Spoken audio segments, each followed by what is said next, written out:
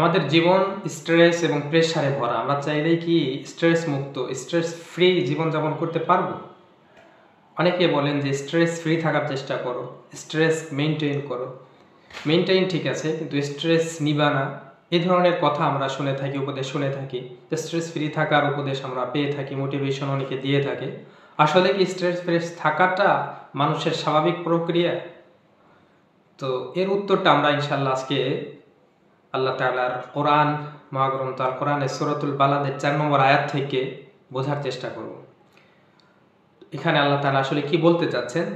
সূরাতুল বালাদ শুরু হয়েছে এভাবে, লা উকসিমু বিহাদাল বালাদ ওয়া আনতা হিল্লুম বিহাদাল বালাদ ওয়া ওয়ালিদিন ওয়া মা ওয়ালাদ লাকাদ খালাকনাল ইনসানা ফি কাবাদ। সূরাতুল বালাদ কোরআনুল কারীমের 90 নম্বর সূরা, 1 থেকে 4 নম্বর আয়াত এগুলো।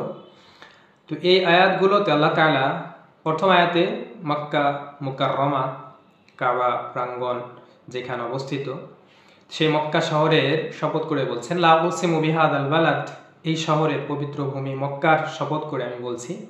এরপরে রাসূলুল্লাহ সাল্লাল্লাহু আলাইহি ওয়াসাল্লামের একটু প্রশংসা করেছেন, সান্ত্বনা বাণী দিয়েছেন, ওয়া আনতা হিল্লুম বিহাদাল বালাদ, আর হে নবী আপনি এই শহরে, এই ভূমিতে আপনি পবিত্র, আপনাকে কাফেররা কষ্ট দেওয়ার জন্য হালাল মনে করে। অর্থাৎ এই আয়াতে বিভিন্ন ব্যাখ্যা মুফাসসিরিন ইকরাম করেছেন। একটা ব্যাখ্যা হলো এমন যে এই ভূমিতে আমি সব ধরনের জুলুম, মানুষকে হত্যা, এই ভূমির গাছ বৃক্ষ পশু পাখি বধ করা, শিকার করা, এগুলোকে হারাম করে দিয়েছি। এগুলো সবার উপরে অবৈধ, এগুলা কেউ এখানে করতে পারবে না। তো যেখানে একটা পশু পাখি পর্যন্ত শিকার করা এই ভূমিতে হারাম, সেখানে নবী মুহাম্মদ আপনার মতো শ্রেষ্ঠ নবীকে তারা কষ্ট দেওয়ার ব্যাপারে সামান্য চিন্তা করে না, যে তারা এই পবিত্র ভূমিতে আপনাকে কষ্ট দিচ্ছে। তো এখানে আল্লাহ তাআলা নবীকে সান্ত্বনা বাণী শোনাচ্ছেন যে এই পবিত্র ভূমির শপথ করে আমি বলছি, এই পবিত্র ভূমিতে আপনি থাকেন, আর এই পবিত্র ভূমিকে এই কাফেররা পবিত্র মনে করে অথচ আপনাকে কষ্ট দেয়। এটা তো আশ্চর্যের বিষয়। তো নবীকে সামনে আল্লাহ তাআলা সান্ত্বনা দিবেন, সান্ত্বনার আয়াতটাই আমরা ইনশাআল্লাহ মূল আলোচনায় আনবো। তো এরপরে আল্লাহ তাআলা দ্বিতীয় শপথ করছেন যে ওয়ালিদিন ওয়া মা ওয়ালাদ, অর্থাৎ জনক এবং যা জন্ম দেয়, অর্থাৎ জন্মদাতা এবং যা জন্ম দেয় এর শপথ, অর্থাৎ জন্মদাতারও শপথ এবং যা জন্ম দেয় সেটারও শপথ। তার মানে হচ্ছে পিতা পুত্রের শপথ। পিতাকে আদম আলাইহিস সালাম হতে পারেন এবং সমস্ত মানুষ হচ্ছে তার সন্তান, তাহলে সমস্ত মানুষ হচ্ছে তার সন্তান, তার সন্তানদের শপথ, অথবা সকল পিতা এবং সেই পিতার মাধ্যমে যে সন্তান জন্ম নেয় সে সন্তানের শপথ। তো মানুষের শপথ আল্লাহ তাআলা এই আয়াতে করেছেন। তো পবিত্র ভূমি মক্কা এবং মানুষের এই দুই শ্রেণীর শপথ করে এরপরে আল্লাহ তাআলা আমাদেরকে মানুষের জীবনের বাস্তবতা নিয়ে একটি তথ্য দিচ্ছেন। জীবনের বাস্তব যে সমস্যা বা বাস্তবতার সম্মুখীন মানুষ হতে যাচ্ছে সেই বিষয়টা আল্লাহ তাআলা এই আয়াতে বলছেন। সূরাতুল বালাদের 4 নম্বর আয়াত, লাকাদ খালাকনাল ইনসানা ফি কাবাদ। আল্লাহ তাআলা বলছেন এই সকল বিষয়ের শপথ করে আমি বলছি যে মানুষকে অবশ্যই আমি সৃষ্টি করেছি শ্রম নির্ভর, কষ্ট ক্লেশ এবং বিভিন্ন ধরনের শ্রম কষ্টের নির্ভরশীল করে। অর্থাৎ এক কথায় বললে মানুষকে আমি সৃষ্টি করেছি কষ্টের মধ্যে রেখে, অর্থাৎ কষ্ট নির্ভর, শ্রম নির্ভর করে মানুষকে আমি সৃষ্টি করেছি। এর ব্যাখ্যা কি আসলে?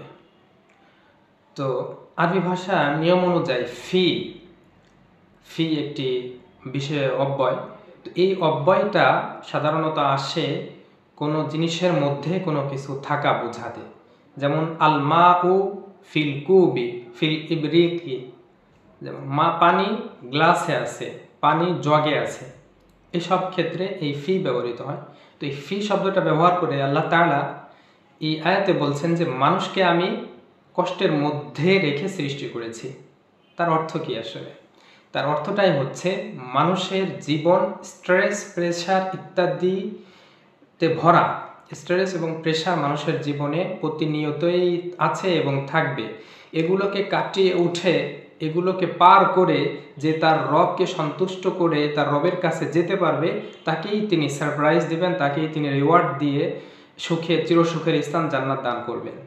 তো স্ট্রেসটা আসলে কি? তাহলে আল্লাহ কোরআনে যা বলছেন সে অনুযায়ী আমরা বুঝতে পারছি যে স্ট্রেস আপনার জীবনের একটা অবশ্যম্ভাবী অংশ, যেটা আপনার জীবনের সবসময় সর্বমুহূর্তেই থাকবে, সর্বক্ষেত্রে আপনার সেটা ফেস করতে হবে।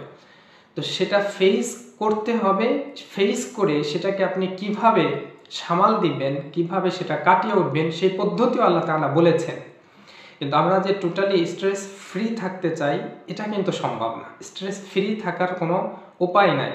আপনি স্ট্রেস ফ্রি থাকতে পারবেন না, যেহেতু পৃথিবীতে ভালো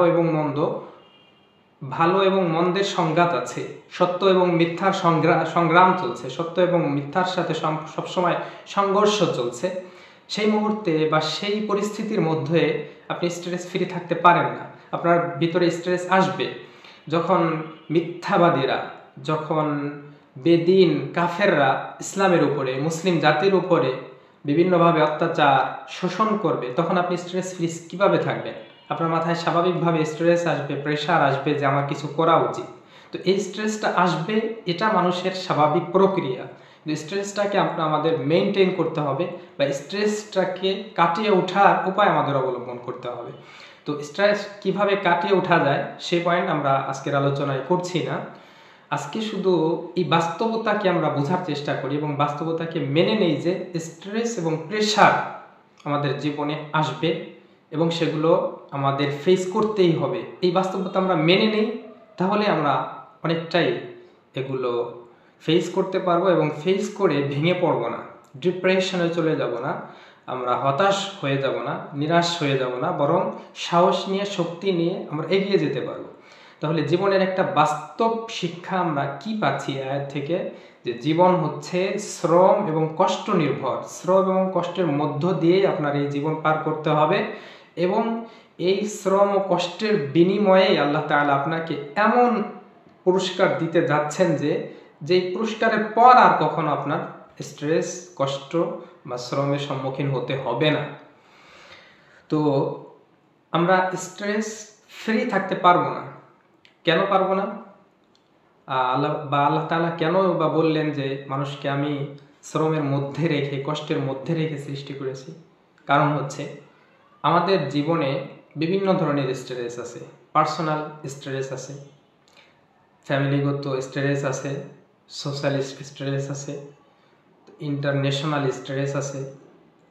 আমরা ব্যক্তিগতভাবে যখন একাকী থাকি, তো অনেকে চিন্তা করি যে স্ট্রেস মুক্ত থাকবো, সমাজে তো বাহিরে স্ট্রেস আছে, তো আমি ভিতরে একাকী থেকে স্ট্রেসটা কাটিয়ে ওঠার চেষ্টা করি। আপনি চাইলে সেটা পারবেন না, কারণ আপনার বিভিন্ন দায়িত্ব আছে। আপনার কেরিয়ারে ভালো করব, এই স্ট্রেস আপনার মাথায় থাকবে। আপনার ভবিষ্যৎ কি হবে সেই চিন্তার স্ট্রেস, প্রেশার আপনার মাথায় থাকবে। আপনি আগামীকাল কি করতে যাচ্ছেন সেটা নিয়ে আপনার স্ট্রেস এবং প্রেশার থাকবে। তাহলে পার্সোনাল লাইফেও আপনি স্ট্রেস ফিল করছেন, চাইলে আপনি স্ট্রেসটাকে বাদ দিতে পারছেন না যদি আপনি একজন বিবেকবান ব্যক্তি হন। পাগল না হলে আপনি স্ট্রেস মুক্ত পার্সোনালিও স্ট্রেস মুক্ত থাকতে পারবেন না। আপনার বিভিন্ন বিষয় নিয়ে ভাবতে হবে, সে বিষয়ে কি সিদ্ধান্ত নেওয়া যায়, কি ডিসিশন নেওয়া যায়, সেটা নিয়ে আপনার চিন্তা করতে হবে। তাহলে আপনি পার্সোনাল লাইফে স্ট্রেস ফ্রি না, কিন্তু স্ট্রেসকে আপনি মেনটেন করতে পারেন, সেটা ভিন্ন প্রসঙ্গ। দ্বিতীয় আছে আমাদের পারিবারিক স্ট্রেস থাকতে পারে।